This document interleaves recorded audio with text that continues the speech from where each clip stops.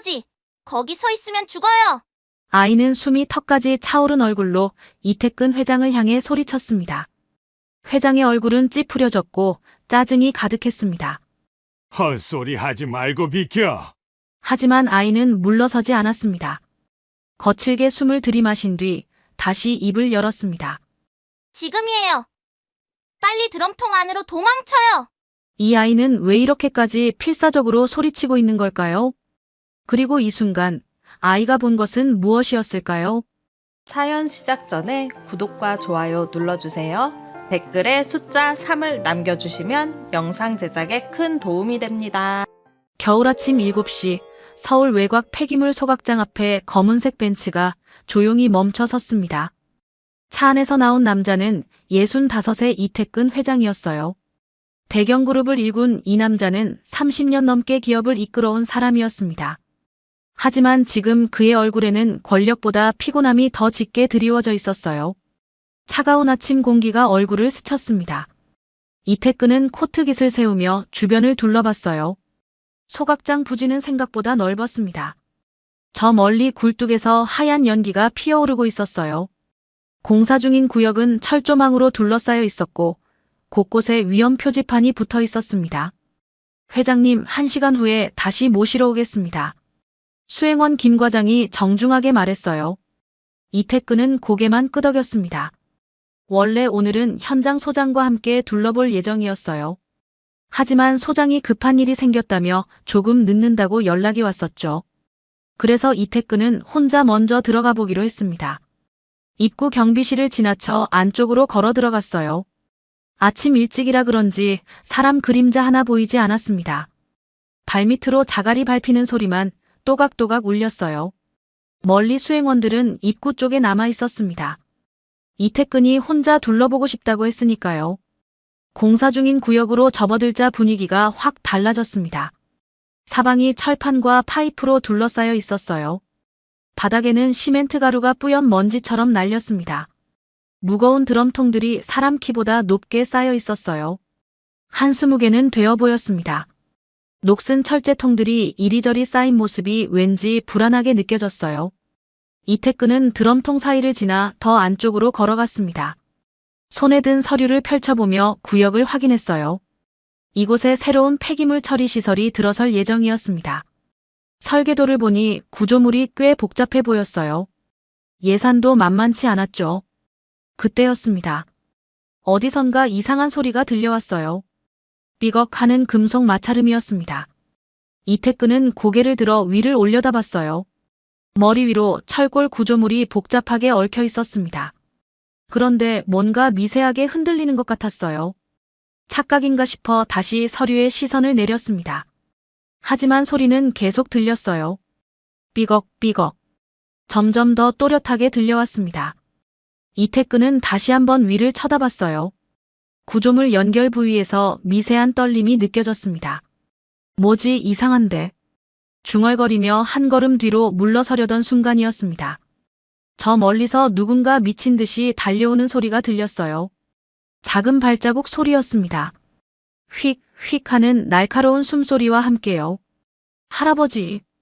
갑자기 고함 소리가 터져 나왔습니다.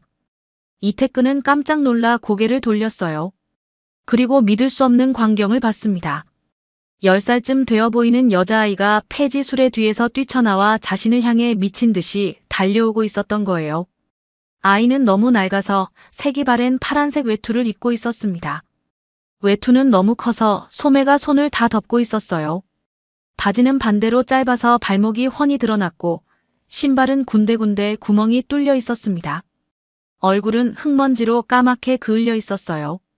할아버지, 거기 서 있으면 죽어요. 아이가 다급하게 소리쳤습니다. 목소리가 너무 절박해서 이태근의 가슴이 철렁 내려앉았어요. 아이는 숨도 제대로 못 쉬면서 계속 달려왔습니다. 작은 입에서 하얀 입김이 거칠게 뿜어져 나왔어요. 이태근은 당황해서 그 자리에 멈춰 섰습니다. 도대체 이 아이는 누구지? 왜 여기 있는 거지? 머릿속이 복잡해졌어요. 하지만 아이의 눈빛이 너무 진지했습니다.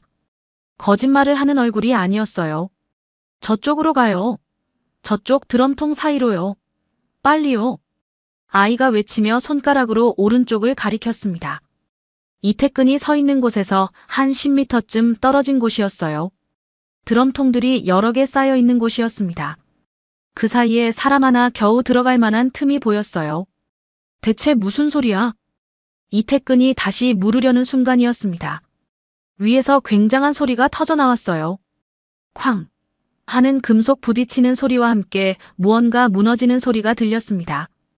이태근은 반사적으로 아이가 가리킨 드럼통 쪽으로 뛰기 시작했어요. 빨리요. 빨리. 아이도 함께 달렸습니다. 작은 다리로 있는 힘껏 뛰었어요. 이태근은 허리를 굽히고 드럼통 더미 사이 좁은 틈으로 몸을 밀어 넣었습니다.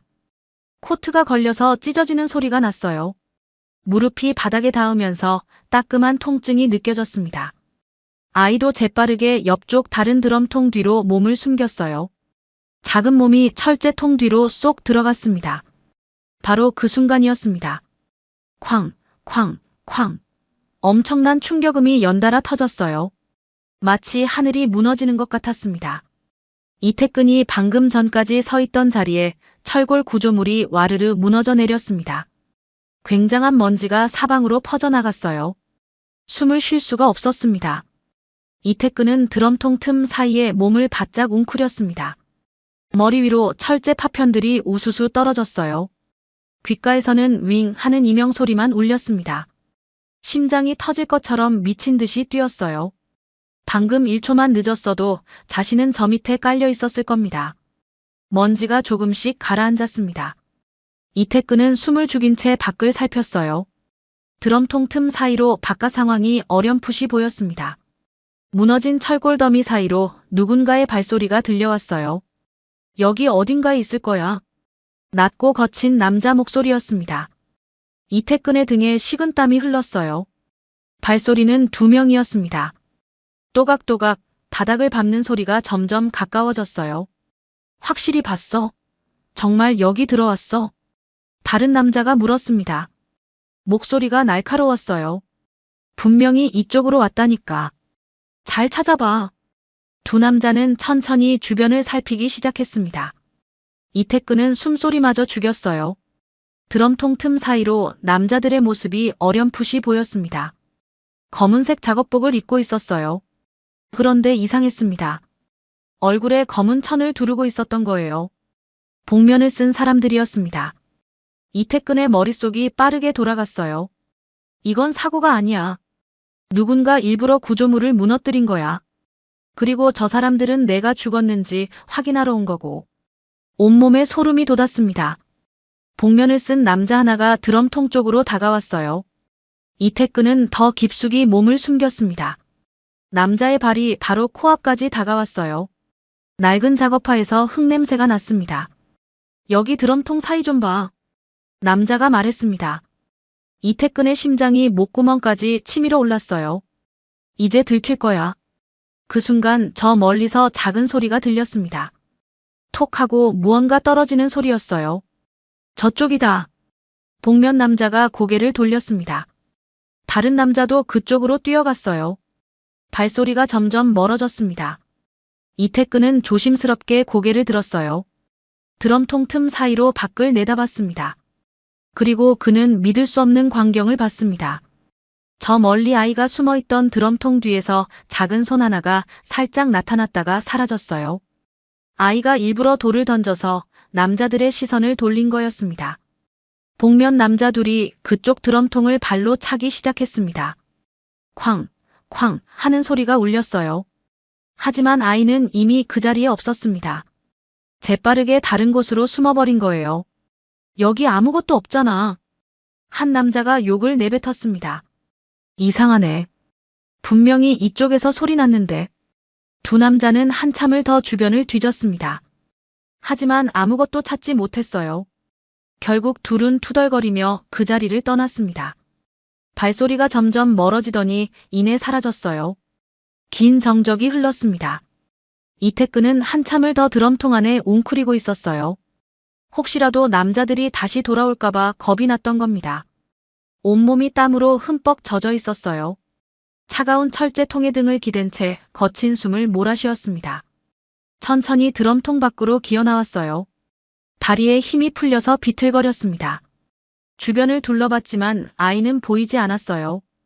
저 멀리 폐지 수레만 덩그러니 놓여 있었습니다. 도대체 저 아이는 누구지? 이태근은 중얼거렸습니다.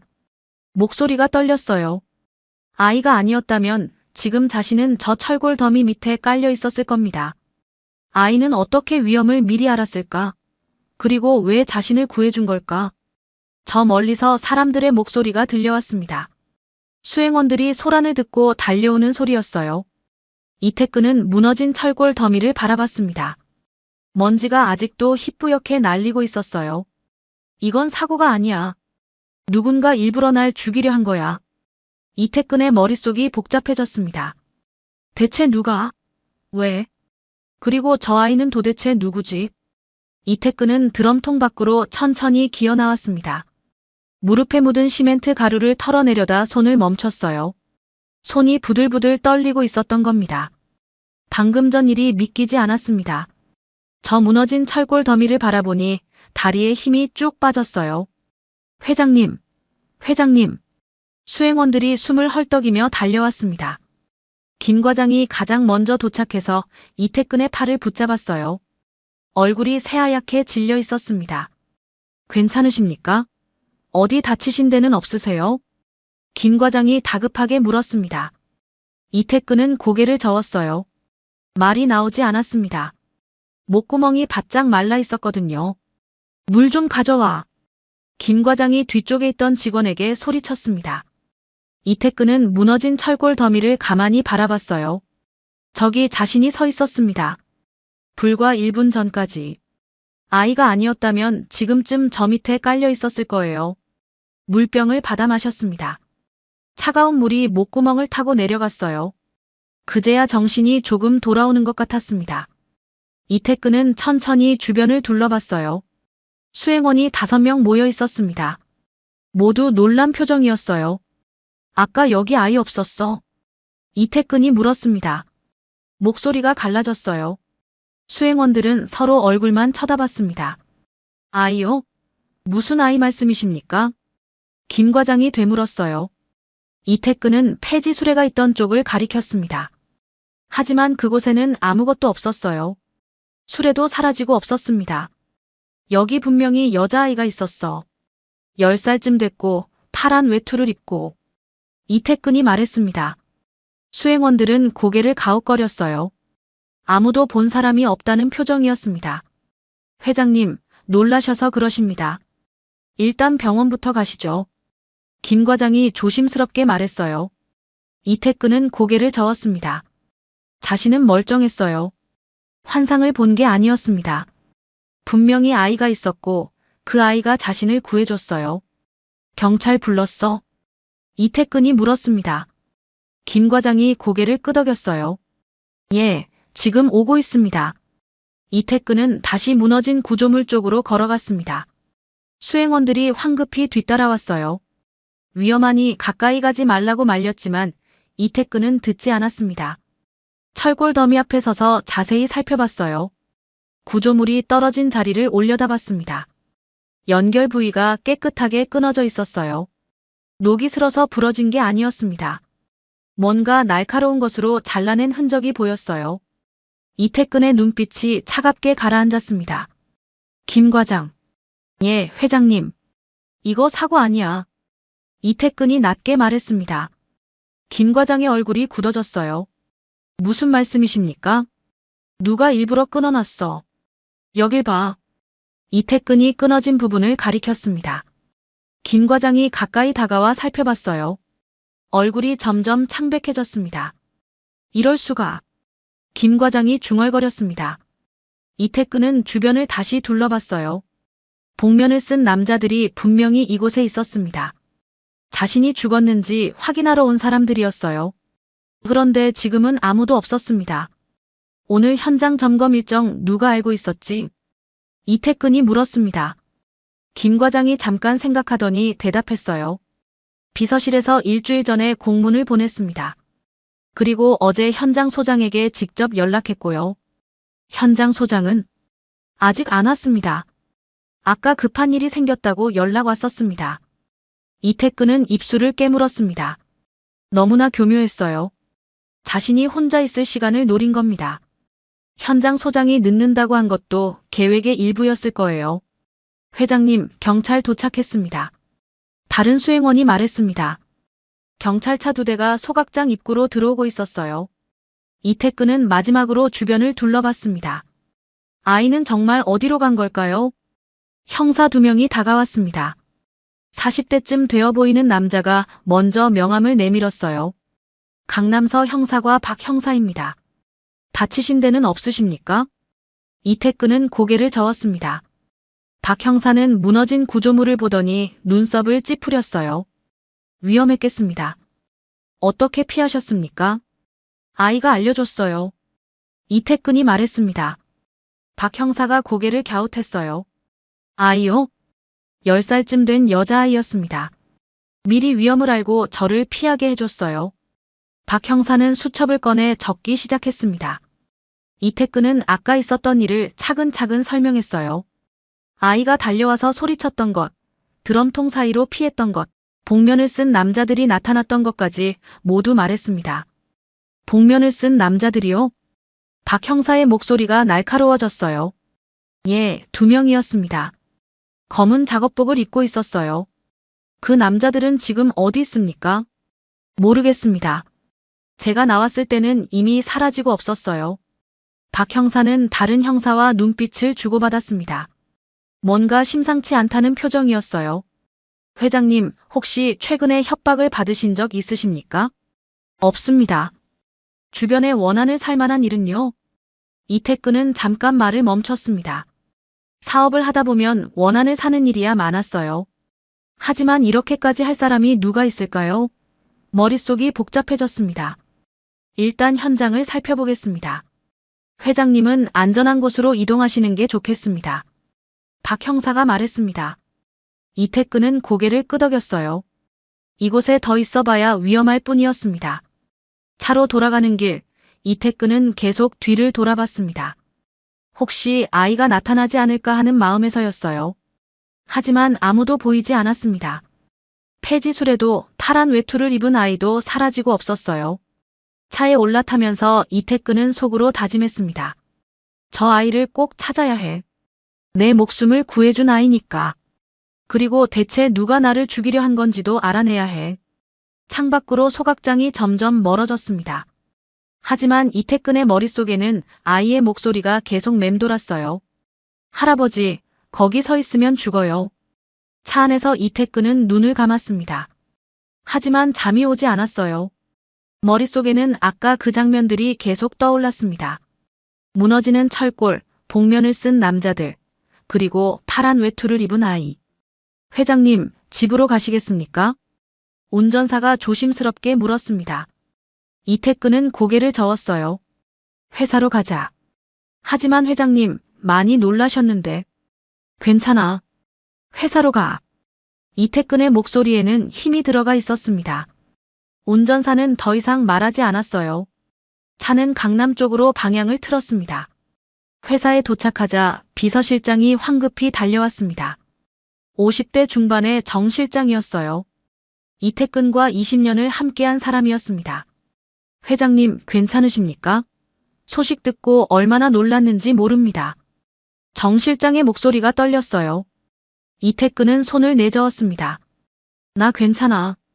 그것보다 오늘 소각장 일정 누구한테 알렸지? 비서실에서 일주일 전에 공문 보냈습니다. 현장 소장과 담당 직원들에게요.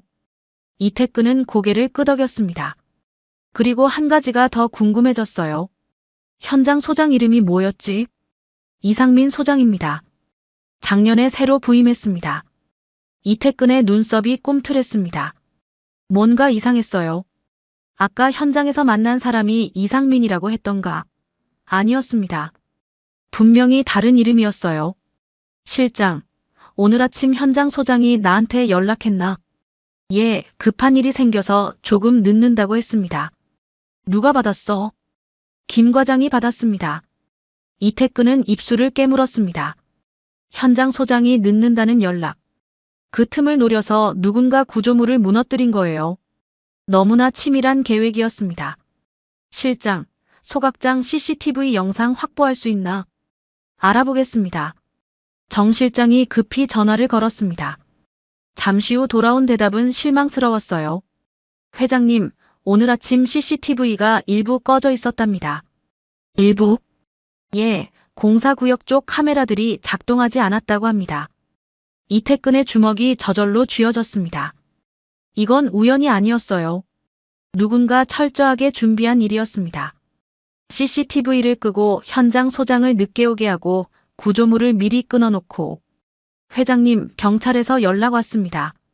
현장 조사 결과 보고하고 싶다고 합니다. 비서가 급히 들어와 말했습니다. 이태근은 고개를 끄덕였어요. 회의실로 안내해. 10분 후 회의실에 박 형사가 들어왔습니다. 얼굴이 심각했어요. 회장님, 현장을 조사했습니다. 결론부터 말씀드리면 이건 사고가 아닙니다. 이태근은 이미 알고 있었습니다. 하지만 형사의 입에서 직접 들으니 등골이 서늘해졌어요. 구조물 연결 부위가 날카로운 도구로 잘려 있었습니다. 전기톱으로 거의 다 잘라놓고 아슬아슬하게 남겨뒀더군요. 조금만 충격이 가해도 무너지게 만든 겁니다. 박 형사가 사진 몇 장을 꺼내 보여줬습니다. 끊어진 철골 부분이 선명하게 찍혀 있었어요. 이태근은 사진을 자세히 들여다봤습니다. 범인은 언제 이걸 했을까요? 아마 어젯밤일 겁니다. CCTV가 어제 저녁부터 꺼져 있었으니까요. 그럼 내부 사람이 연루됐다는 얘기군요. 그렇게 봐야 할 것 같습니다. 이태근은 창밖을 바라봤습니다. 서울 시내가 한눈에 보였어요. 저 많은 사람들 중에 누가 자신을 죽이려 한 걸까요? 회장님, 혹시 아까 말씀하신 아이에 대해 더 기억나시는 게 있습니까? 박 형사가 물었습니다. 이태근은 고개를 저었어요. 이름도 모릅니다. 그냥 10살쯤 되어 보이는 여자아이였어요. 파란 외투를 입고 폐지를 줍는 것 같았습니다. 그 아이를 꼭 찾아야 합니다. 중요한 목격자니까요. 저도 그러고 싶습니다. 박 형사는 수첩에 뭔가를 적더니 자리에서 일어났습니다. 일단 현장 소장과 직원들을 조사하겠습니다. 추가로 알게 되는 게 있으면 연락드리겠습니다. 박 형사가 나가고 회의실에는 이태근 혼자 남았습니다. 정 실장도 밖에서 대기하고 있었어요. 이태근은 의자에 깊숙이 몸을 기댔습니다. 누가 나를 죽이려 했을까? 회사 내부 사람일까? 아니면 경쟁사? 머릿속이 복잡했어요. 40년을 사업하면서 원한을 산 사람이 한둘이 아니었습니다. 하지만 이렇게까지 할 사람이 누구일까요? 그때 핸드폰이 울렸습니다. 집에서 걸려온 전화였어요. 이태근은 전화를 받았습니다. 여보, 무슨 일 있었다면서요? 괜찮으세요? 아내 목소리였습니다. 이태근은 괜찮다고 대답했어요. 집에는 언제 오실 거예요? 애들이 걱정하고 있어요. 저녁 때 갈게. 전화를 끊고 이태근은 한숨을 쉬었습니다.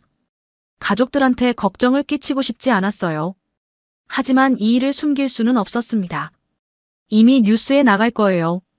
저녁 6시, 이태근은 집으로 돌아왔습니다. 강남 한복판에 있는 큰 저택이었어요. 현관문을 열고 들어서자 아내가 반갑게 맞아줬습니다. 어머, 여보 얼굴이 왜 이래요? 많이 놀라셨나 봐요. 아내가 걱정스럽게 이태근의 얼굴을 들여다봤습니다. 이태근은 괜찮다며 웃었어요. 하지만 웃음이 자연스럽지 않았습니다. 거실로 들어가자 가족들이 모여 있었습니다. 큰아들 부부와 둘째 아들 부부, 그리고 손자, 손녀들까지. 모두 걱정스러운 표정이었어요. 아버님, 괜찮으세요? 뉴스에서 봤어요. 큰 며느리가 물었습니다. 이태근은 고개를 끄덕였어요. 응, 괜찮아. 다행히 다친 데는 없어. 그때 둘째 며느리 박수진이 다가왔습니다. 얼굴에 걱정이 가득했어요. 아버님, 정말 큰일 날 뻔하셨네요. 어쩜 그렇게 위험한 일이. 박수진이 이태근의 팔을 붙잡았습니다. 이태근은 며느리를 바라봤어요. 뭔가 이상했습니다. 걱정하는 표정인데 눈빛이 자연스럽지 않았어요. 수진아, 넌 오늘 아침 일정 알고 있었니? 이태근이 물었습니다. 박수진의 표정이 잠깐 굳었어요. 아주 짧은 순간이었지만 이태근은 놓치지 않았습니다. 아니요, 몰랐어요. 뉴스 보고 알았어요. 박수진이 대답했습니다. 목소리가 조금 떨렸어요. 이태근은 아무 말 없이 고개를 끄덕였습니다. 저녁 식사 자리에서 박수진은 유난히 이태근을 챙겼습니다. 국을 떠다 주고 반찬도 집어주고. 평소에는 하지 않던 행동이었어요. 이태근은 며느리의 행동을 조용히 지켜봤습니다. 식사가 끝나고 이태근은 서재로 들어갔습니다. 정 실장에게 전화를 걸었어요. 실장, 우리 둘째 며느리 최근 동선 좀 알아봐 줄 수 있나? 박수진 씨 말씀이십니까? 응, 조용히 알아봐.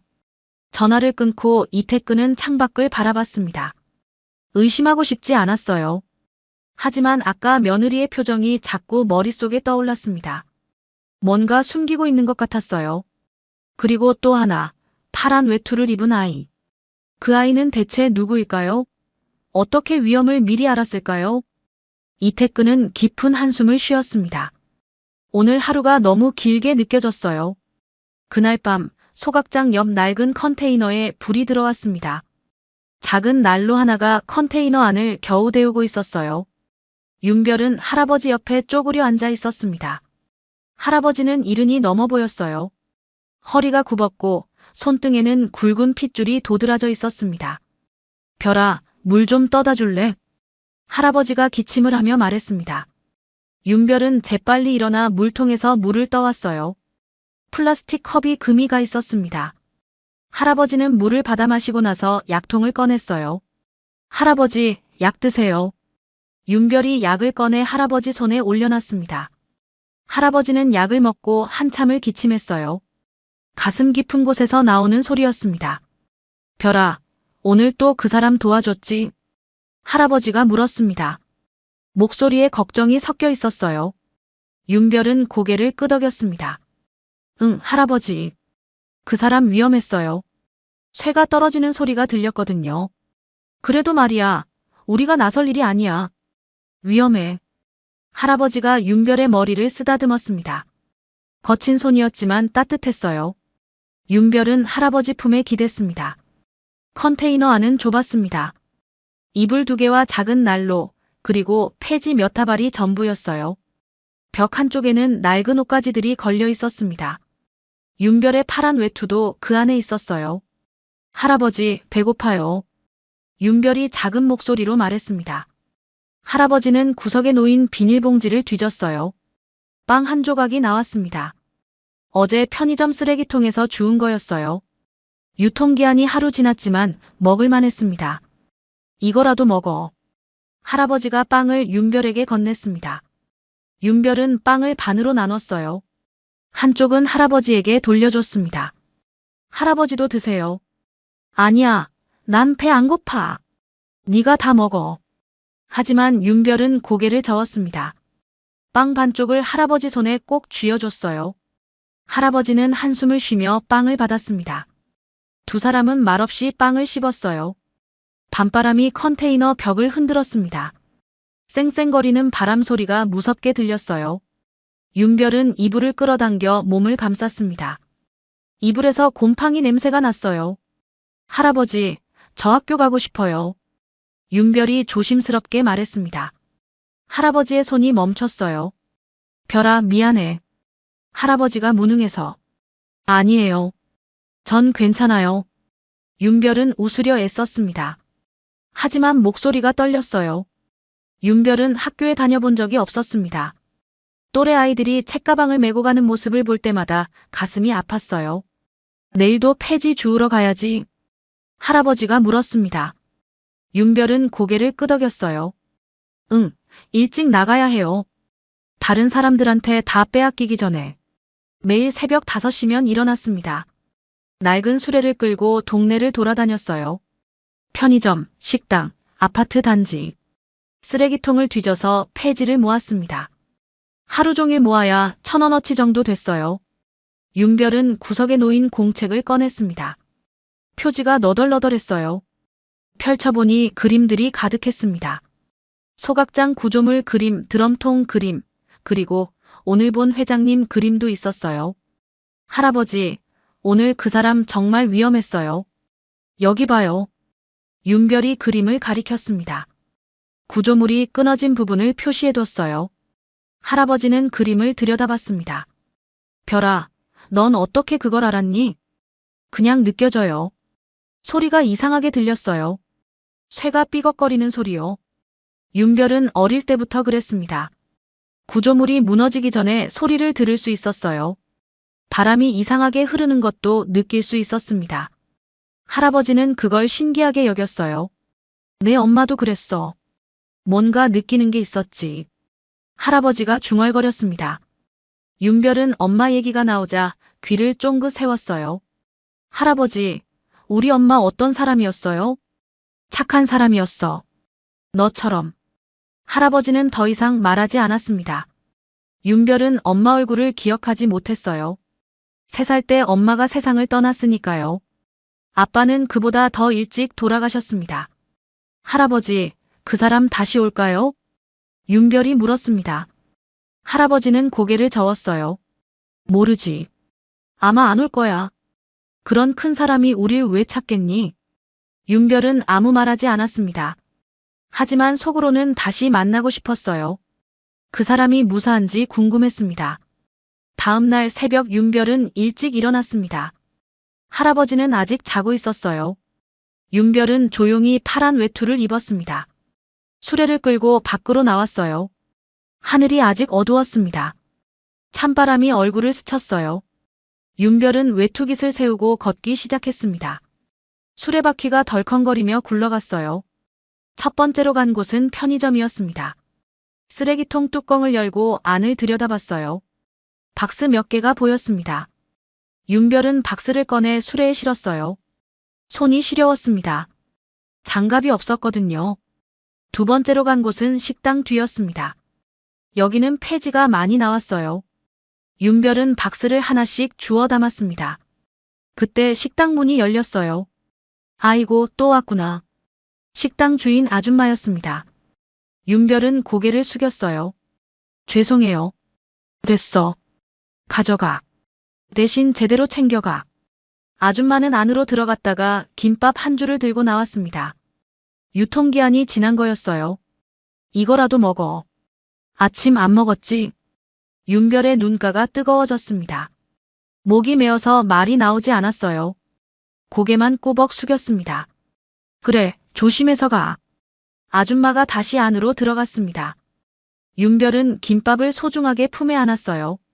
따뜻했습니다. 폐지를 다 모으고 돌아가는 길이었습니다. 그때 저 멀리 검은 차가 보였어요. 윤별은 걸음을 멈췄습니다. 어제 본 차였어요. 회장님이 탄 차.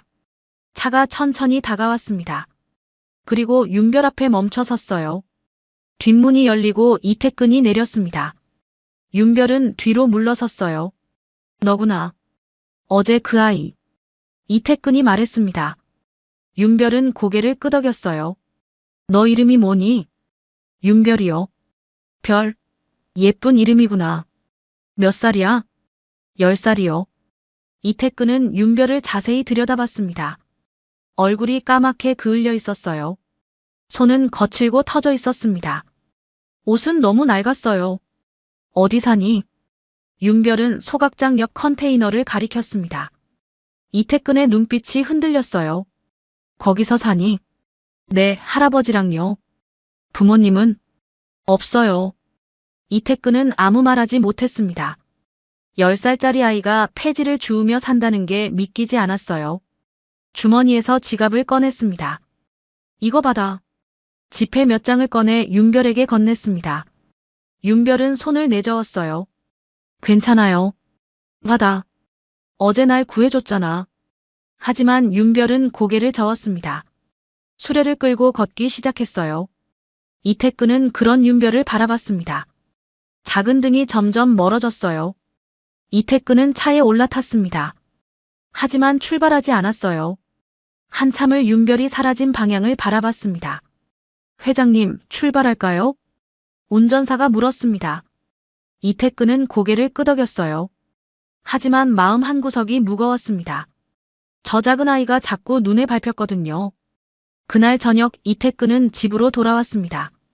현관문을 열고 들어서자 거실에서 이야기 소리가 들려왔어요. 가족들이 모여 있었습니다. 큰아들 부부와 둘째 아들 부부, 그리고 손자들까지. 모두 저녁 식사를 기다리고 있었어요. 아버님 오셨어요? 큰 며느리가 먼저 인사했습니다. 이태근은 고개를 끄덕이고 안으로 들어갔어요. 소파에 앉자 둘째 며느리 박수진이 다가왔습니다. 아버님, 오늘은 어디 다녀오셨어요? 박수진이 물었습니다. 목소리가 평소보다 밝았어요. 이태근은 며느리를 바라봤습니다. 뭔가 달라 보였어요. 화장도 더 진하게 했고 옷도 새로 입은 것 같았습니다. 그냥 회사 갔다 왔어. 오늘은 평소보다 피곤해 보이세요. 무슨 일 있었나요? 박수진이 이태근 옆에 앉았습니다. 가까이 다가와서 이태근의 팔을 붙잡았어요. 이런 적이 없었습니다. 평소에는 멀찌감치 떨어져 있었거든요. 별일 없어. 이태근이 짧게 대답했습니다. 박수진은 웃으며 물을 따라왔어요. 이태근 앞에 놓으며 또 물었습니다. 어제 소각장에서 놀라셨죠?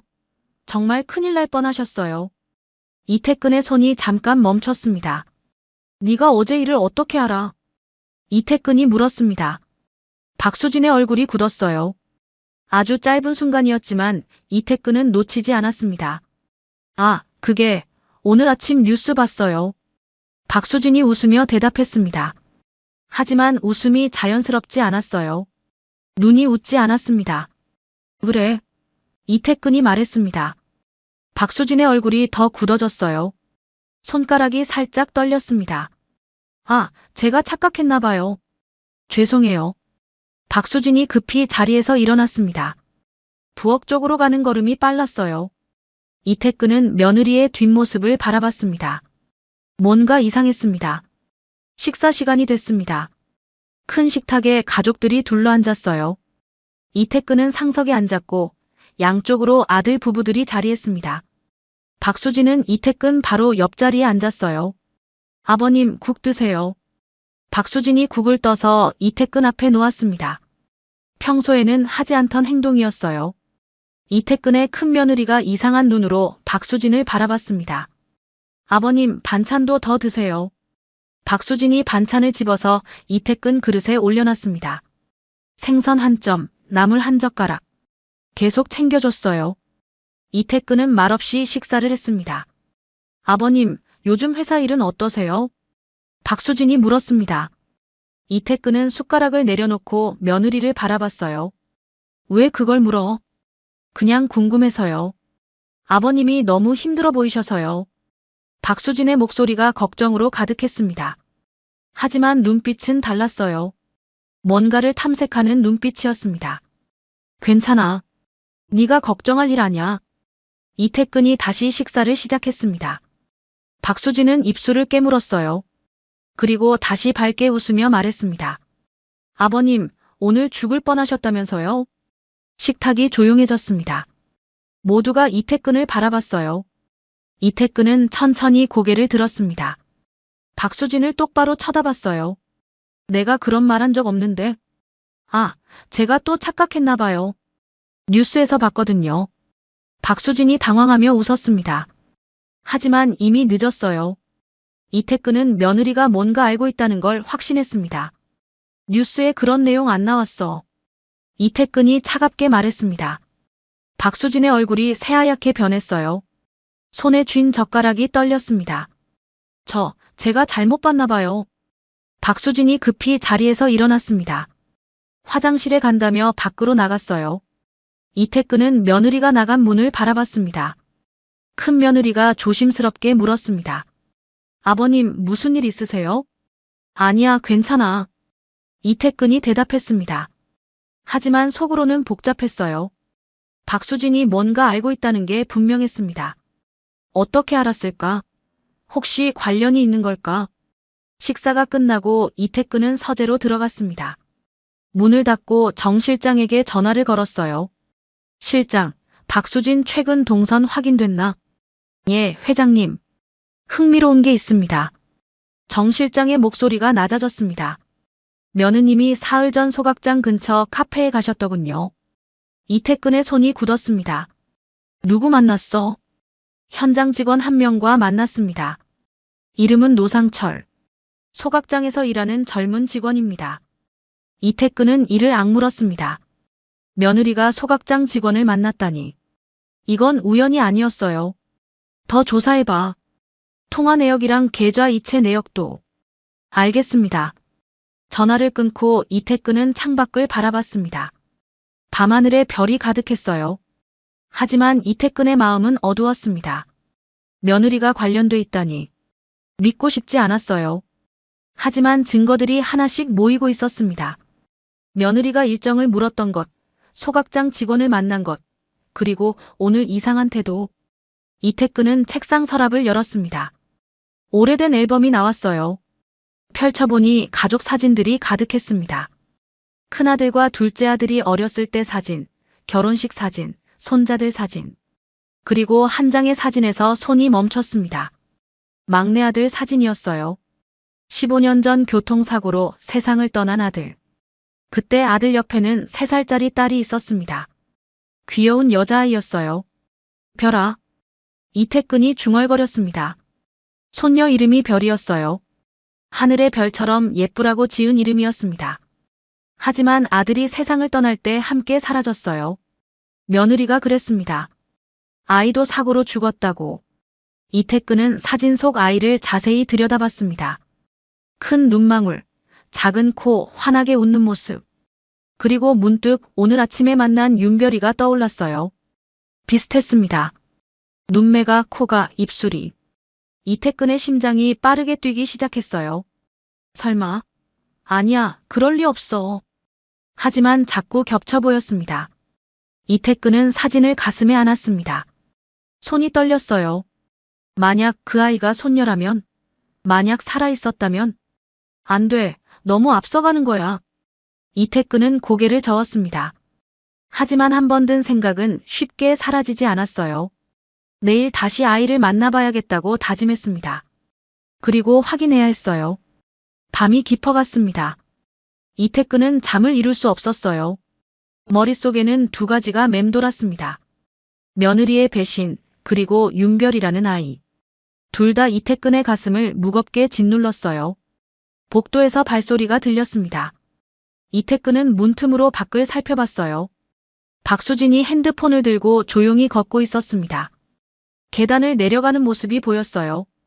이태근은 조용히 문을 열고 뒤따라갔습니다. 박수진은 1층 서재로 들어갔어요. 문을 닫고 누군가에게 전화를 거는 소리가 들렸습니다. 실패했어. 그 노인네 멀쩡해. 박수진의 목소리였습니다. 이태근의 온몸에 소름이 돋았어요. 다음은 없어. 조심해야 돼. 이상하게 눈치채는 것 같아. 이태근은 주먹을 꽉 쥐었습니다. 며느리가 자신을 죽이려 했다는 게 확실해졌어요. 분노가 치밀어 올랐습니다.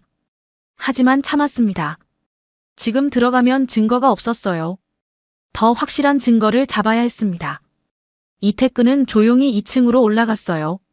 방으로 돌아와 다시 정 실장에게 전화했습니다. 실장, 내일 아침 일찍 만나자. 할 얘기가 있어. 알겠습니다, 회장님.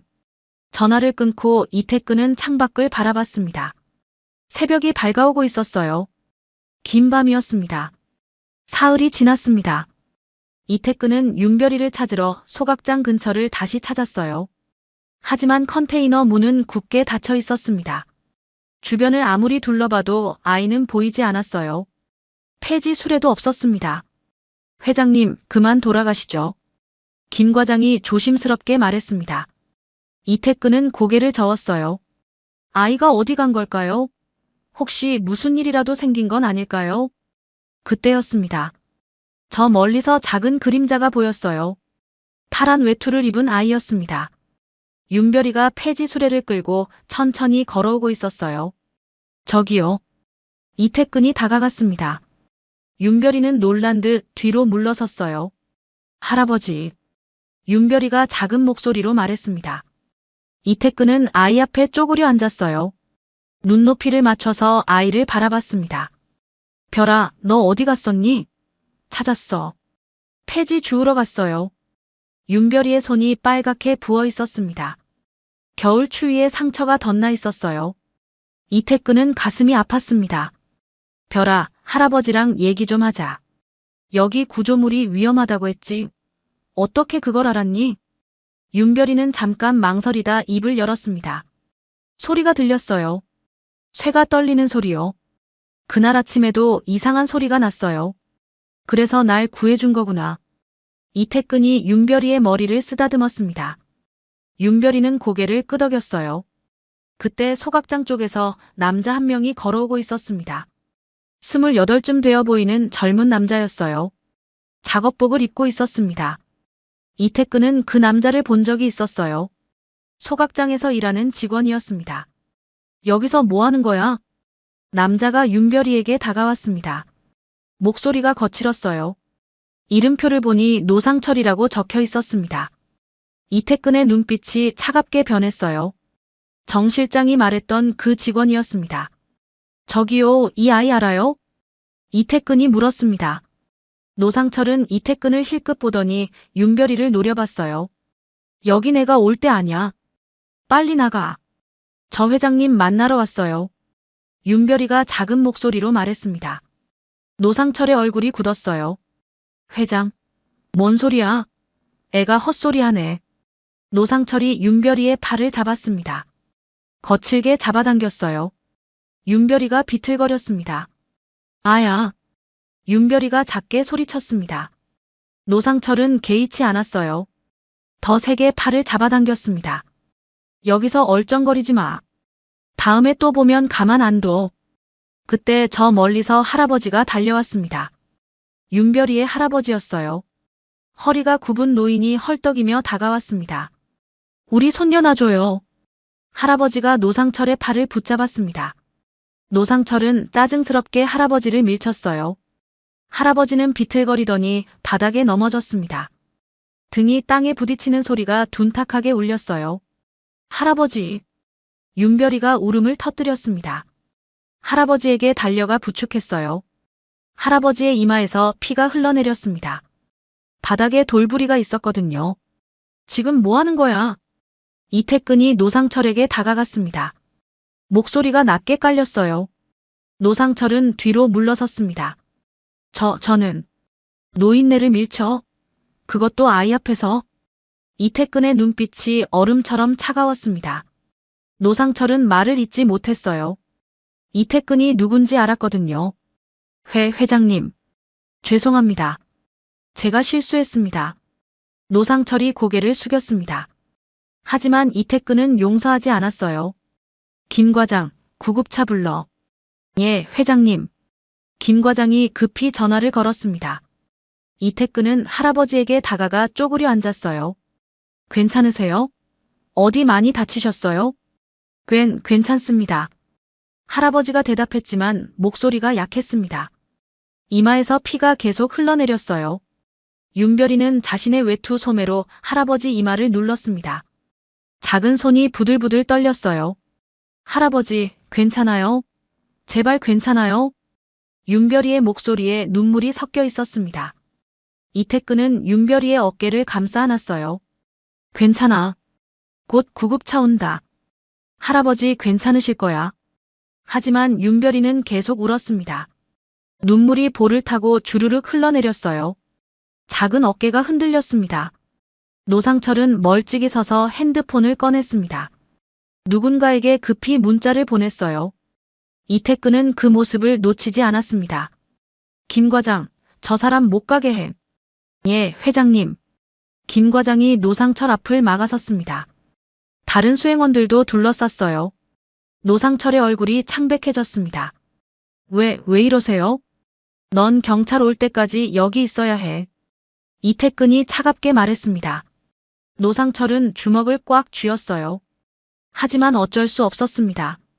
수행원들이 둘러싸고 있었거든요. 10분 후 구급차가 도착했습니다. 응급요원들이 할아버지를 들것에 옮겨 실었어요. 윤별이도 함께 구급차에 탔습니다. 별아, 걱정 마.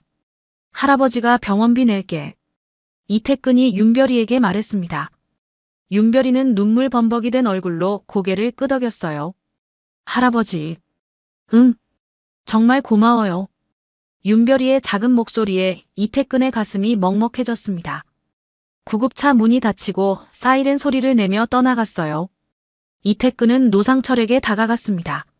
노상철은 고개를 숙이고 있었어요. 누가 시킨 거야? 이태근이 물었습니다. 노상철은 대답하지 않았어요. 박수진이 시켰지. 노상철의 어깨가 움찔했습니다. 이태근은 확신했어요. 네가 며칠 전에 우리 며느리 만났지. 카페에서. 노상철의 얼굴이 더 하얗게 변했습니다. 손이 떨리기 시작했어요. 회장님. 저는 솔직하게 말해. 그럼 봐줄 수도 있어. 하지만 노상철은 입을 다물었습니다. 이태근은 한숨을 쉬었어요. 김 과장, 경찰 왔나? 지금 오고 있습니다. 잠시 후 경찰차가 도착했습니다. 박 형사가 내렸어요. 또 무슨 일이십니까? 이 사람 조사해 주세요. 노인 폭행죄로. 박 형사는 노상철을 바라봤습니다. 노상철은 고개를 떨구고 있었어요. 함께 가시죠. 경찰이 노상철을 데려갔습니다. 노상철은 차에 타기 전 뒤를 돌아봤어요. 이태근과 눈이 마주쳤습니다. 노상철의 눈에 두려움이 가득했어요. 차가 떠나고 이태근은 병원으로 향했습니다. 가는 내내 윤별이 생각이 났어요. 저 작은 아이가 혼자서 할아버지를 돌봐야 한다니. 가슴이 아팠습니다. 병원에 도착했습니다. 응급실에서 윤별이가 의자에 앉아 있었어요. 작은 몸이 의자에 파묻혀 있었습니다. 이태근이 다가가자 윤별이가 고개를 들었어요. 할아버지는요? 지금 치료받고 계셔. 괜찮으실 거야. 이태근이 윤별이 옆에 앉았습니다. 윤별이는 외투를 꼭 껴안고 있었어요. 1시간 후 의사가 나왔습니다. 보호자분 계십니까? 이태근이 일어났습니다. 제가 보호자입니다. 환자분 상태가 어떻습니까? 머리를 다치셨는데 다행히 심하지는 않습니다. 하지만 입원은 하셔야 할 것 같습니다. 알겠습니다. 비용은 제가 내겠습니다. 의사는 고개를 끄덕이고 들어갔습니다. 윤별이가 이태근을 올려다봤어요. 할아버지, 저 돈 없어요. 괜찮아. 내가 낸다니까. 하지만, 별아, 넌 날 구해줬잖아. 이 정도는 당연한 거야. 윤별이의 눈가에 다시 눈물이 맺혔습니다. 하지만 이번엔 참았어요. 작은 손으로 눈물을 닦아냈습니다. 이태근은 윤별이를 바라봤습니다. 이 작은 아이가 자꾸 눈에 밟혔어요. 그리고 점점 확신이 들었습니다. 이 아이가 혹시 자신의 손녀가 아닐까 하는 생각이요. 내일 유전자 검사를 해봐야겠다고 다짐했습니다. 그리고 며느리와도 제대로 대면해야 했어요. 이제 더 이상 참을 수 없었습니다. 다음 날 아침, 이태근은 병원으로 향했습니다. 윤별이의 할아버지가 입원한 병원이었어요. 하지만 병실에 도착했을 때 이상한 광경을 목격했습니다. 복지사로 보이는 여자가 윤별이와 이야기하고 있었어요. 별아, 할아버지는 당분간 여기 계셔야 해. 넌 우리랑 가야 돼. 복지사가 부드럽게 말했습니다. 하지만 윤별이는 고개를 마구 저었어요. 싫어요. 저 할아버지랑 있을래요. 그럴 수 없어. 넌 아직 어리잖아. 혼자 있으면 안 돼. 복지사가 윤별이의 손을 잡으려 했습니다. 윤별이는 뒤로 물러섰어요. 병실 구석으로 도망쳤습니다. 저 진짜 괜찮아요. 혼자 잘할 수 있어요. 윤별이의 목소리가 떨렸습니다. 눈가가 빨갛게 부어 있었어요. 밤새 울었던 것 같았습니다. 이태근이 병실 안으로 들어갔습니다. 복지사가 돌아봤어요. 누구세요? 저는 이 아이를 아는 사람입니다. 무슨 일이죠? 복지사는 서류를 꺼내 보여줬습니다. 이 아이 보호자가 입원하셨잖아요. 그래서 아이를 임시보호시설로 데려가려고 합니다. 임시보호시설이요? 네, 할아버지가 퇴원하실 때까지요. 이태근은 윤별이를 바라봤습니다. 아이가 벽에 등을 붙인 채 서 있었어요. 작은 몸이 바들바들 떨리고 있었습니다. 저 정말 회장님 목숨 구했어요. 거짓말 아니에요. 윤별이가 복지사를 보며 말했습니다. 복지사는 난처한 표정을 지었어요. 별아, 아이 헛소리 하지 마. 헛소리 아니에요. 정말이에요. 윤별이의 목소리가 커졌습니다. 눈가가 뜨겁게 달아올랐어요. 참았던 눈물이 볼을 타고 주르륵 흘러내렸습니다. 정말 구했어요. 할아버지가 위험했어요. 제가 봤어요. 복지사는 윤별이의 말을 믿지 않는 것 같았습니다. 한숨을 쉬며 다시 손을 내밀었어요. 별아, 우리랑 가자. 거긴 나쁜 곳 아니야. 싫어요. 윤별이가 소리쳤습니다. 그리고 병실 문을 열고 뛰쳐나갔어요. 복지사가 급히 뒤를 쫓았습니다. 별아, 기다려. 이태근도 따라 나갔습니다. 하지만 윤별이는 이미 계단을 내려가고 있었어요. 작은 몸이 빠르게 움직였습니다. 별아. 이태근이 소리쳤지만 윤별이는 돌아보지 않았습니다. 1층 로비를 지나 밖으로 뛰쳐나갔어요. 복지사는 숨을 헐떡이며 멈춰 섰습니다. 저 아이 어디로 갔을까요? 복지사가 이태근에게 물었습니다. 이태근은 고개를 저었어요. 모르겠습니다. 복지사는 한숨을 쉬며 핸드폰을 꺼냈습니다. 누군가에게 연락하는 것 같았어요. 이태근은 병원 밖을 바라봤습니다. 윤별이가 어디로 간 걸까요? 오후가 되었습니다. 이태근은 소각장 근처로 차를 몰았어요. 혹시 윤별이가 그곳으로 돌아갔을까 싶어서였습니다. 컨테이너 앞에 차를 세웠어요. 컨테이너 문은 열려 있었습니다. 하지만 안은 텅 비어 있었어요. 이불도 난로도 아무것도 없었습니다.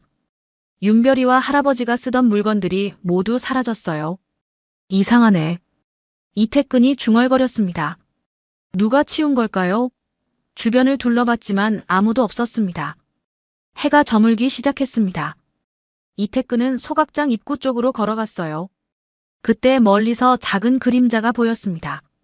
철문 앞에 누군가 쪼그려 앉아 있었어요. 가까이 가보니 윤별이었습니다. 파란 외투를 입은 채 철문 앞에 앉아 있었어요. 무릎을 끌어안고 고개를 숙이고 있었습니다. 별아. 이태근이 불렀습니다. 윤별이가 고개를 들었어요. 얼굴이 눈물로 범벅이었습니다. 입술이 파랗게 질려 있었어요. 할아버지. 윤별이가 작은 목소리로 말했습니다. 목소리가 떨렸어요. 여기서 뭐하고 있니? 추운데. 이태근이 다가가 쪼그려 앉았습니다. 윤별이는 대답하지 않았어요. 그저 무릎을 더 꽉 끌어안았습니다. 컨테이너에 갔었는데 아무것도 없더라. 너 어디서 잔 거니? 여기요. 윤별이가 철문을 가리켰습니다. 이태근의 가슴이 철렁 내려앉았어요. 밤새 여기서 있었다는 뜻이었습니다. 밤새 여기 있었어? 윤별이가 고개를 끄덕였습니다. 작은 몸이 부들부들 떨렸어요.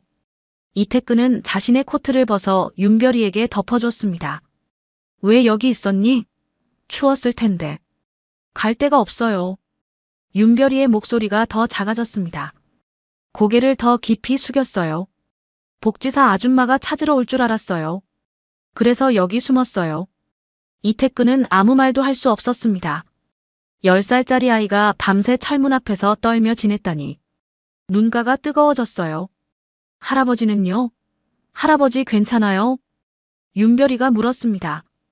이태근은 고개를 끄덕였어요. 응, 괜찮으셔. 의사 선생님이 잘 치료해 주셨어. 정말요? 응, 정말이야. 윤별이의 얼굴에 조금 안도하는 표정이 떠올랐습니다. 하지만 금방 다시 어두워졌어요. 저 이제 어떻게 해요? 복지사 아줌마가 절 데려가려고 해요. 별아, 거긴 나쁜 곳 아니야. 하지만 저 할아버지랑 있고 싶어요. 윤별이의 목소리에 절박함이 섞여 있었습니다. 작은 손이 이태근의 코트 자락을 꽉 쥐었어요. 저 혼자서도 잘할 수 있어요. 폐지도 줍고 밥도 잘 챙겨 먹고. 정말이에요. 이태근은 윤별이의 머리를 쓰다듬었습니다. 머리카락이 축축했어요. 비가 내렸던 모양이었습니다. 별아, 할아버지가 도와줄게. 어떻게요? 방법을 찾아볼게. 일단 오늘은 따뜻한 데 가자.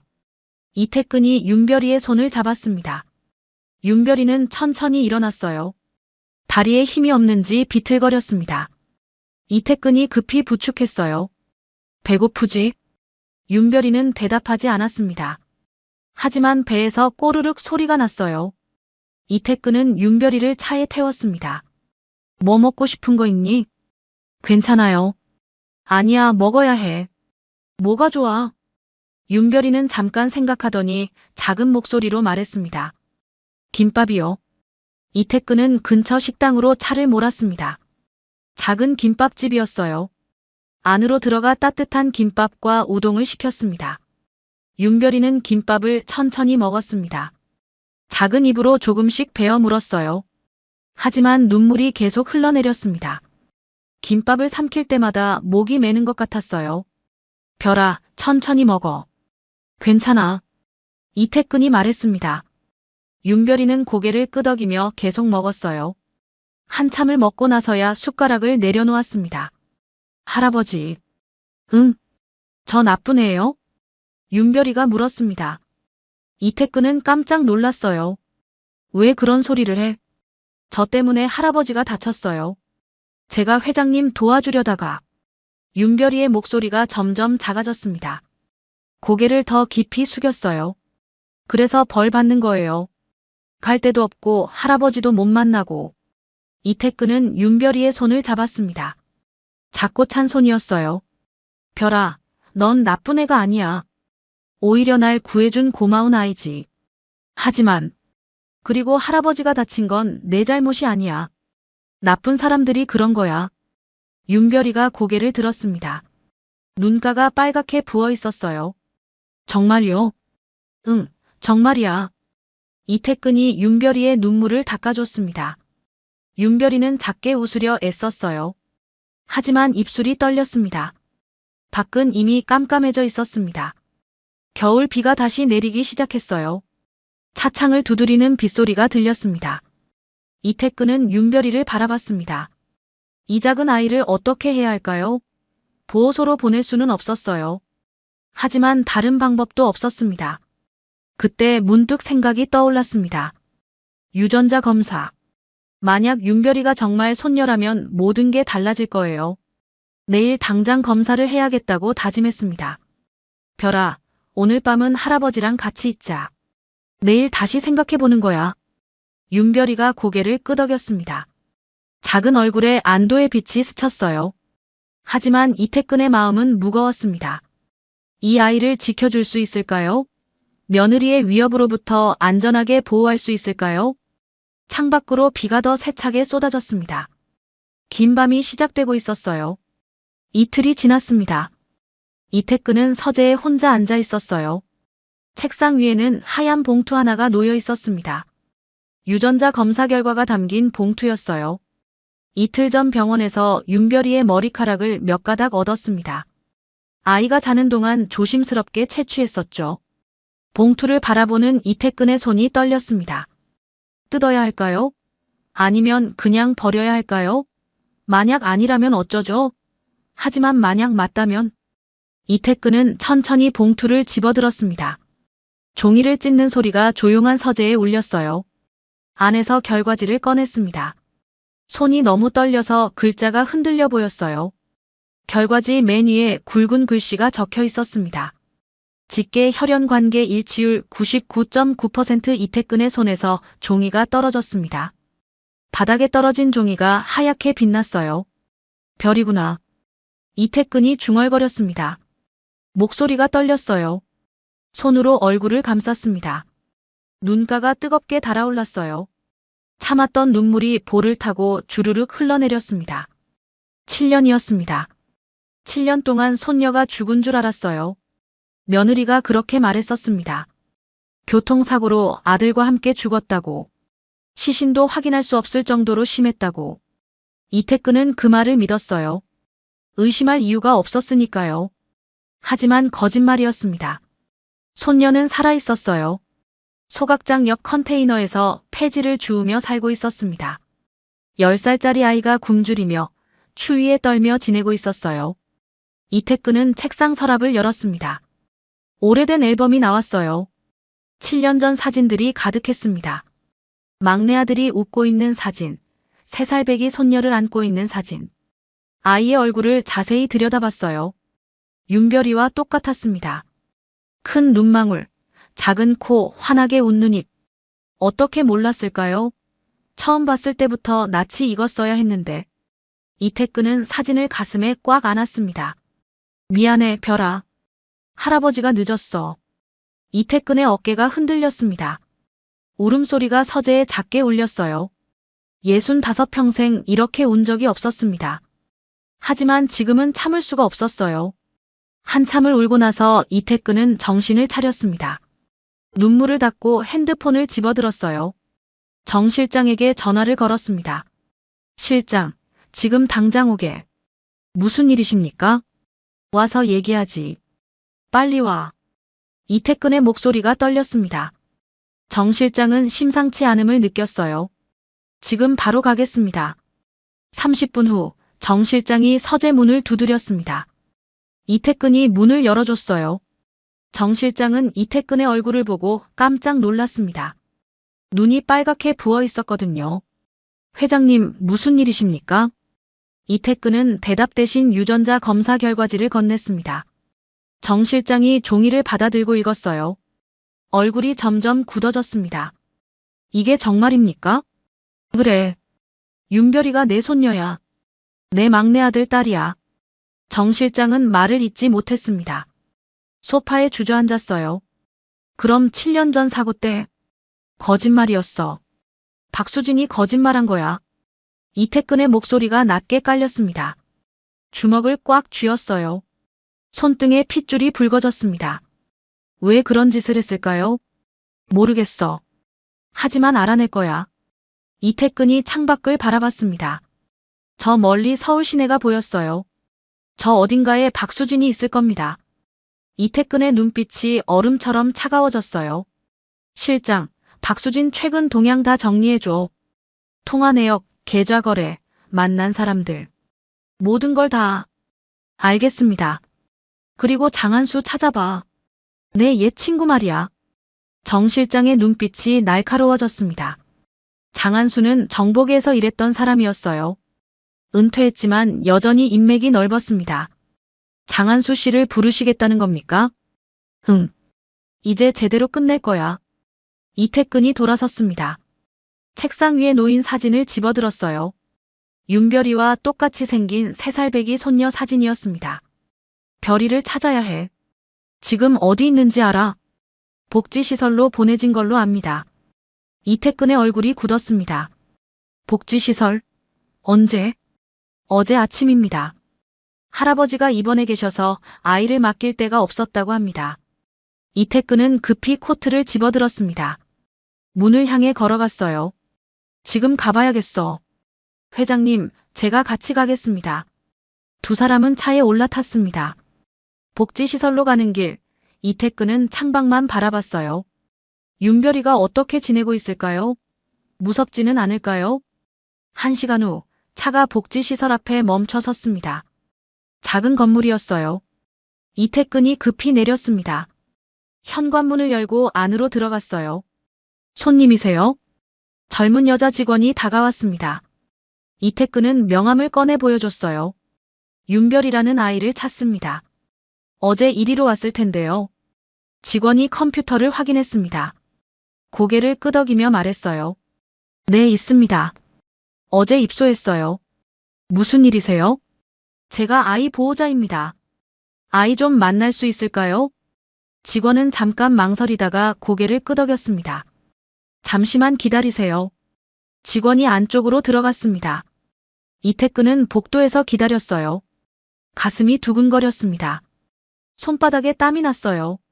잠시 후 문이 열렸습니다. 윤별이가 나타났어요. 파란 외투를 입고 있었습니다. 얼굴이 창백했어요. 이태근을 보자 윤별이의 얼굴이 환해졌습니다. 할아버지. 윤별이가 달려왔습니다. 이태근은 무릎을 꿇고 아이를 안았어요. 작은 몸이 품에 쏙 들어왔습니다. 윤별이가 이태근의 가슴에 얼굴을 묻었어요. 할아버지, 보고 싶었어요. 윤별이의 목소리가 떨렸습니다.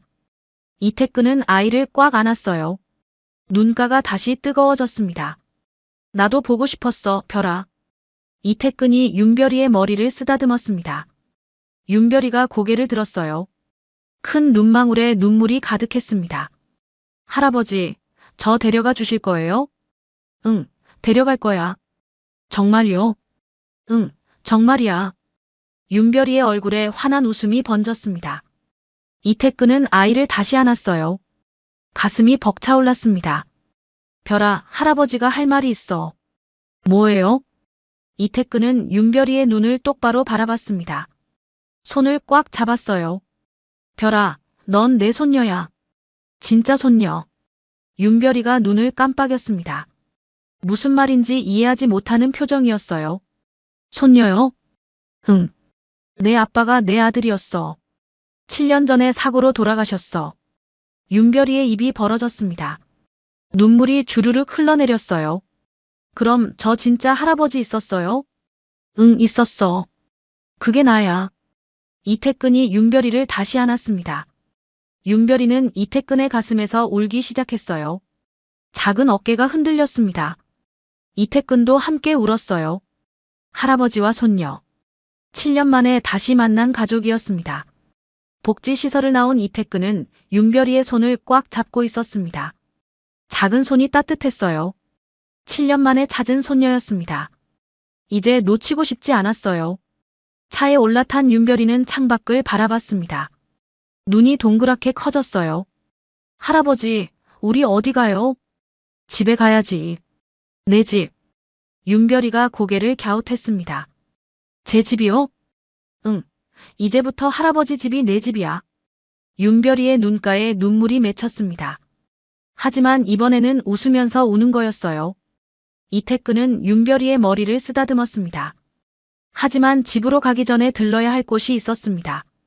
이태근은 운전사에게 말했어요. 병원으로 가자. 어느 병원 말씀이십니까? 윤별이 할아버지 계신 병원. 차는 병원으로 향했습니다. 30분 후 병원에 도착했어요. 윤별이는 급히 차에서 내렸습니다. 할아버지.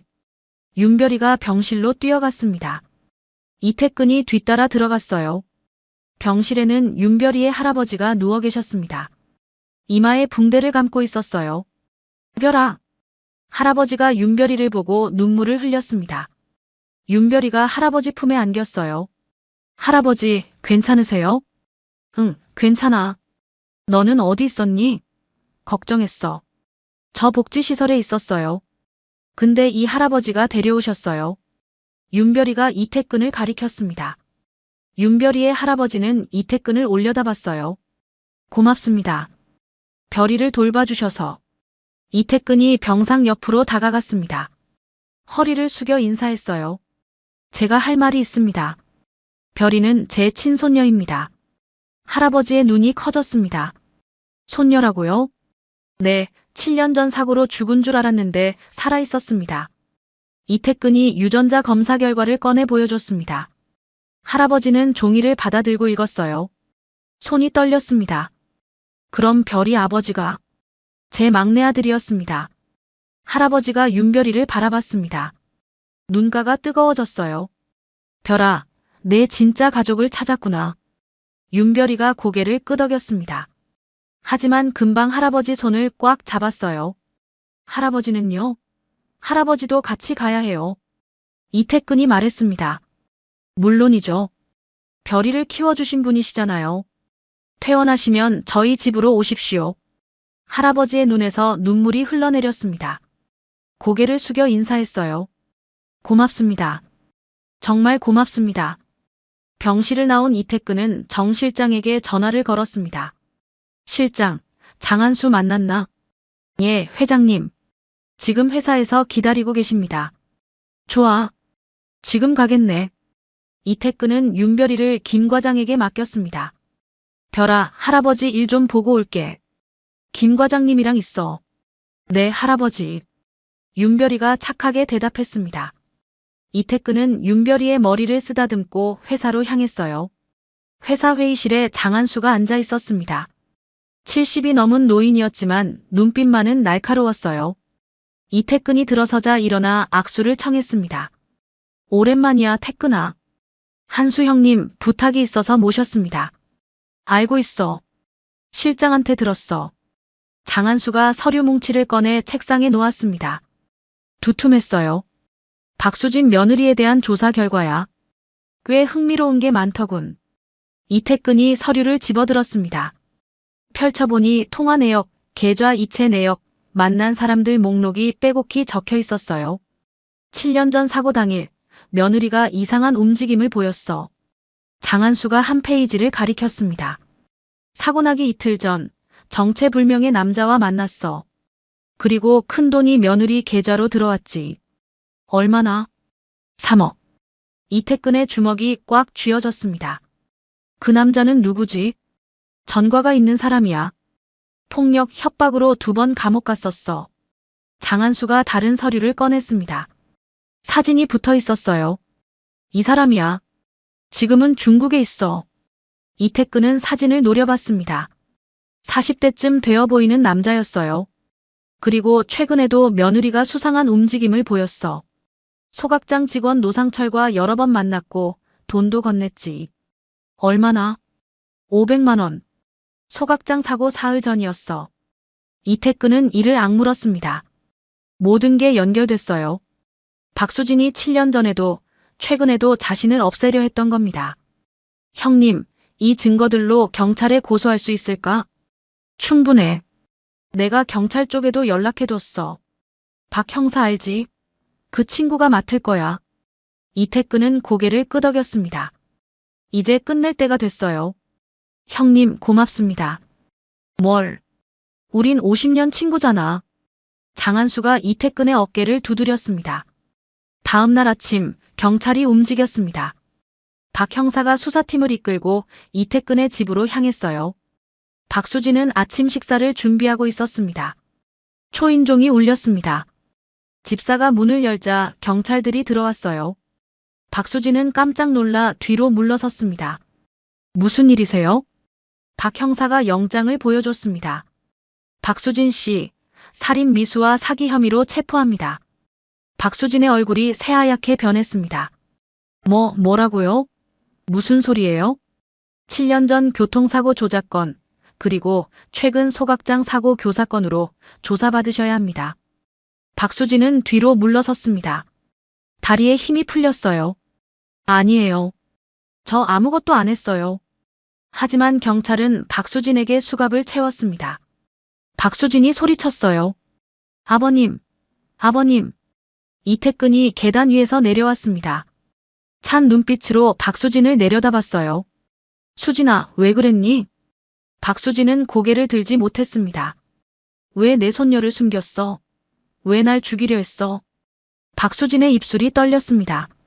한참을 말없이 있다가 중얼거렸어요. 후계자 때문이었어요. 남편을 후계자로 만들고 싶었어요. 막내가 살아있으면 안 됐어요. 이태근의 주먹이 떨렸습니다. 그래서 내 아들을 죽였어. 그리고 손녀마저.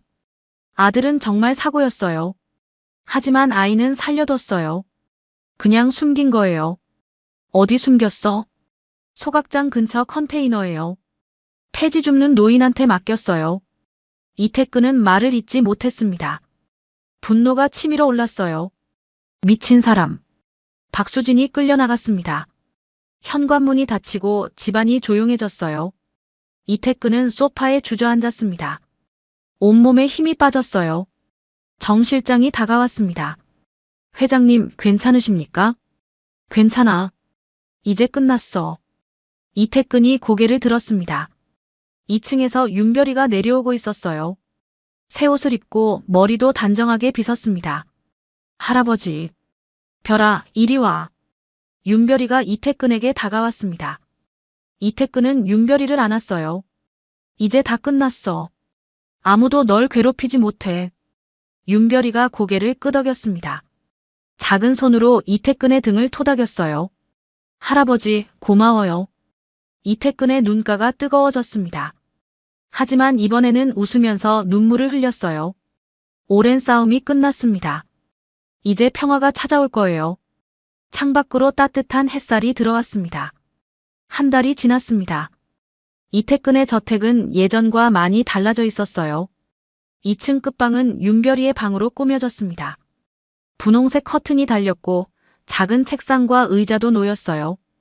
벽에는 윤별이가 그린 그림들이 붙어 있었습니다. 그날 아침 해가 막 떠오르고 있었습니다. 이태근은 일찍 일어나 1층 거실로 내려왔어요. 큰 창문으로 햇살이 들어오고 있었습니다. 따뜻한 빛이 거실을 가득 채웠어요. 부엌에서 소리가 들렸습니다. 이태근이 고개를 돌리자 윤별이가 보였어요. 작은 의자에 올라가 찬장을 뒤지고 있었습니다. 별아, 뭐하니? 윤별이가 깜짝 놀라 돌아봤습니다. 할아버지, 깨셨어요? 응, 넌 뭐하는 거야? 컵 찾고 있어요. 할아버지, 물 드리려고요. 이태근의 가슴이 따뜻해졌습니다. 부엌으로 걸어가 윤별이를 의자에서 내려줬어요. 할아버지가 할게. 넌 식탁에 앉아 있어. 네. 윤별이가 식탁으로 갔습니다. 커다란 식탁이었어요. 예전에는 가족들이 가득 앉았지만 지금은 텅 비어 있었습니다. 윤별이는 조심스럽게 의자에 앉았어요. 이태근은 부엌에서 우유를 꺼냈습니다. 냄비에 부어 데웠어요. 은은한 우유 냄새가 부엌에 퍼졌습니다. 잠시 후 따뜻한 우유를 컵에 따라 윤별이 앞에 놓았어요. 여기 따뜻하게 데웠어. 고마워요, 할아버지. 윤별이가 두 손으로 컵을 감쌌습니다. 따뜻한 온기가 손바닥으로 전해졌어요. 천천히 우유를 마셨습니다. 이태근도 맞은편에 앉았습니다. 윤별이를 바라봤어요. 한 달 사이 아이가 많이 달라졌습니다. 얼굴에 살이 올랐고 피부도 환해졌어요. 무엇보다 웃음이 많아졌습니다. 별아, 학교는 어때? 일주일 전부터 윤별이는 학교에 다니기 시작했습니다. 근처 초등학교 4학년이었어요. 처음에는 적응하기 힘들어했지만 지금은 괜찮아 보였습니다. 좋아요. 친구도 생겼어요. 그래. 누구? 수진이요. 옆자리 앉은 애예요. 윤별이의 눈이 반짝였습니다. 이태근은 웃으며 고개를 끄덕였어요. 잘 됐네. 친구 많이 사귀렴. 네. 두 사람은 말없이 앉아 있었습니다. 하지만 어색하지 않았어요. 오히려 편안했습니다. 창밖으로 새들이 지저귀는 소리가 들렸어요. 이태근은 냉장고에서 빵과 버터를 꺼냈습니다. 토스터기에 빵을 넣었어요. 잠시 후 고소한 냄새가 났습니다.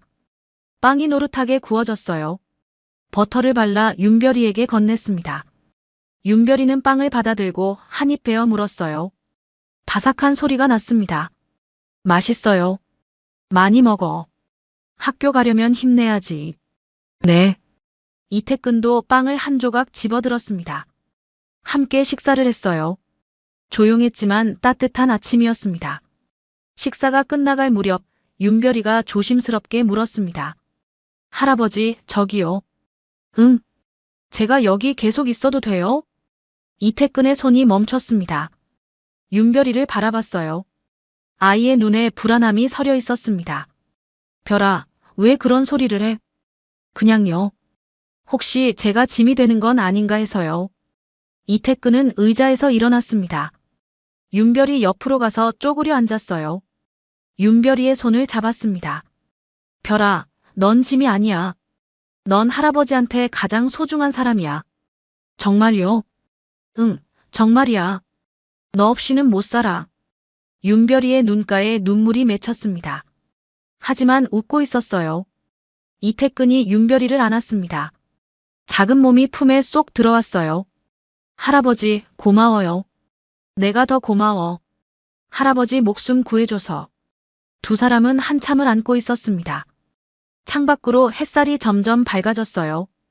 그때 현관문이 열리는 소리가 들렸습니다. 윤별이의 할아버지였어요. 병원에서 퇴원한 후 이태근의 집에서 함께 지내고 있었습니다. 산책을 다녀오는 길이었어요. 별아, 일어났구나. 할아버지. 윤별이가 달려가 안겼습니다. 할아버지가 윤별이를 안으며 웃었어요. 아침 먹었니? 네, 할아버지가 만들어주셨어요. 할아버지가 이태근을 바라봤습니다. 고개를 숙여 인사했어요.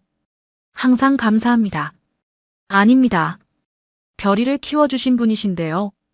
두 할아버지는 마주보며 웃었습니다. 윤별이는 두 할아버지 손을 하나씩 잡았어요. 우리 다 같이 사는 거죠? 그럼 당연하지. 이태근이 윤별이의 머리를 쓰다듬었습니다. 거실 시계가 8시를 가리켰습니다. 학교 갈 시간이었어요. 윤별이는 2층으로 올라가 가방을 챙겼습니다. 새 책가방이었어요. 연필과 공책이 가득 들어 있었습니다. 할아버지, 다녀올게요. 그래, 조심해서 가렴. 이태근이 현관까지 따라 나왔습니다. 윤별이가 신발을 신고 문을 열었어요. 그리고 돌아서서 손을 흔들었습니다. 할아버지, 사랑해요. 이태근의 눈가가 뜨거워졌습니다. 손을 흔들어 답했어요. 할아버지도 사랑해, 별아. 윤별이가 집을 나섰습니다. 작은 뒷모습이 점점 멀어졌어요. 이태근은 한참을 그 모습을 바라봤습니다. 집으로 돌아온 이태근은 거실 창가에 섰습니다. 햇살이 따뜻했어요. 손을 펴서 햇빛을 받았습니다. 빛이 손바닥을 따뜻하게 데웠어요. 7년 만에 찾은 손녀였습니다. 잃어버렸던 가족이었어요. 이제 다시는 놓치지 않을 겁니다. 함께 웃고, 함께 밥 먹고, 함께 살아갈 거예요. 창밖으로 나무들이 바람에 흔들렸습니다. 새들이 날아다니고 있었어요. 평화로운 아침이었습니다. 이태근은 소파에 앉았습니다. 옆에는 7년 전 사진이 놓여 있었어요. 막내 아들과 어린 윤별이가 함께 찍은 사진이었습니다. 이태근은 사진을 집어들고 가만히 바라봤어요. 아들아, 별이 찾았어. 이제 할아버지가 잘 키울게. 이태근이 사진에 대고 중얼거렸습니다. 눈가에 눈물이 맺혔지만 웃고 있었어요. 멀리서 아이들 웃음소리가 들렸습니다. 학교 가는 아이들이었어요. 그 중에 윤별이도 있을 겁니다. 친구들과 함께 웃으며 걷고 있을 거예요. 이태근은 창밖을 바라봤습니다. 하늘이 맑았어요. 구름 한 점 없이 파란 하늘이었습니다. 따뜻한 햇살이 온 세상을 비추고 있었어요. 새로운 아침이었습니다. 가족과 함께하는 아침이었어요. 이제 시작이었습니다. 오늘의 이야기는 어떠셨나요? 저는 이 이야기를 쓰면서 가족의 소중함에 대해서 다시 한번 생각하게 되었습니다. 이태근 회장은 모든 것을 가진 사람이었지만 정작 가장 소중한 손녀를 잃어버리고 살았죠. 그리고 윤별이는 아무것도 없었지만 순수한 마음으로 할아버지의 목숨을 구했습니다. 우리의 인생에서 정말 중요한 건 돈이나 권력이 아니라 사랑하는 사람과 함께하는 시간이 아닐까요? 윤별이처럼 작은 손길 하나가 누군가의 인생을 완전히 바꿀 수 있습니다. 여러분 곁에 있는 가족을 오늘도 한 번 더 안아주세요. 사랑한다는 말을 건네보세요. 내일이면 늦을 수도 있으니까요. 오늘의 사연이 마음에 들었다면 같이 듣고 싶은 분께 공유해주세요. 온 가족 행복과 사랑이 가득하길 바랍니다. 시간 속 이야기였습니다. 감사합니다. 안녕.